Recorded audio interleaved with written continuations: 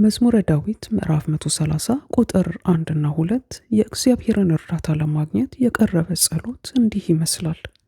እግዚአብሔር ሆይ ከጥልቅ ሐዘን የተነሳ ወደ አንተ ጮኻለሁ። እግዚአብሔር ሆይ ልመናዬን ስማ፣ ምሕረትን ፈልጌ ስጮህም አድምጠኝ ብሎ ጸሎቱን ይጀምራል። ስንጸልይ እግዚአብሔር ባስጨነቀን ነገር ውስጥ እንዲገባና እንዲረዳን እናደርጋለን። በመሰረቱ ጸሎት ማለት ወደ እግዚአብሔር መቅረብና ከእርሱ ጋር ህብረት ማድረግ ማለት ነው። ከእግዚአብሔር የተፈጠረ ሰው ጸሎት በጣም አስፈላጊ የሆነ የንግግር መንገድ ነው። ስለዚህ ጸሎት ከፍተኛ መንፈሳዊ እንቅስቃሴ ነው።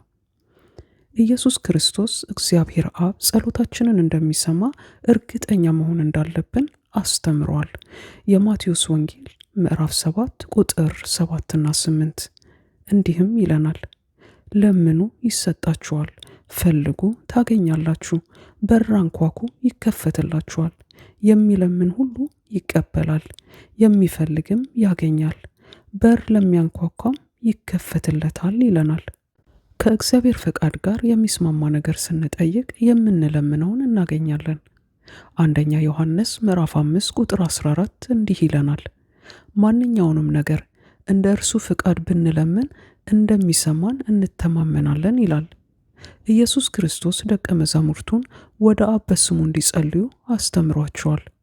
የዮሐንስ ወንጌል ምዕራፍ 14 ቁጥር 13 እና 14 እንዲህም ይላል፣ አብ በወልድ ምክንያት እንዲከብር በስም የምትለምኑትን ሁሉ አደርግላችኋለሁ። ማንኛውንም ነገር በስሜ ብትለምኑ እኔ አደርገዋለሁ ይላል። እኛም ዛሬ በኢየሱስ ክርስቶስ ስም እንድንለምን ስልጣን ተሰጥቶናል። የእግዚአብሔር ጸጋና ሰላም ከእናንተ ጋር ይሁን።